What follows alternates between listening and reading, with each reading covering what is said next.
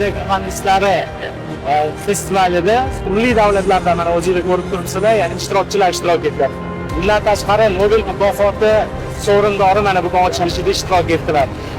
Xalqaro tashkilotlar, ya'ni masalan Birlashgan Millatlar Tashkilotining O'zbekistondagi vakillari, bundan tashqari Birlashgan Millatlar Tashkilotining muhandislik sohasi bo'yicha agentligining rahbari va boshqa Xitoydan bir qator bizni hamkorlarimiz, Xitoydagi oliy ta'lim muassasalari rektorlari, qo'shni davlatlarimizdagi oliy ta'lim tashkilotlari rektorlari mana ishtirok etilyapti, ya'ni yetishyapti. Bu yerda juda ham katta masshtab olinyapti, ya'ni bu yerdan hozir mana ko'rsatib o'tishyapti. Har bir musobaqa bo'yicha qanday musobaqalar bo'ladi.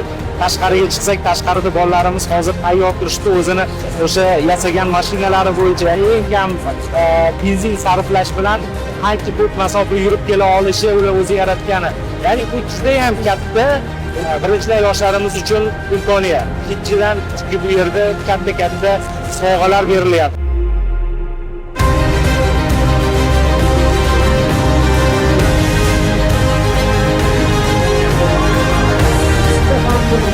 Assalomu alaykum. Men Bekirganov Nodirbek Hasanovich, Toshkent Menejer iqtisodiyot institutining 2-kurs talabasiman. Bugun festival bo'layotgan 3D modellash bo'yicha o'zimni sinab ko'rish uchun shu joyga keldim.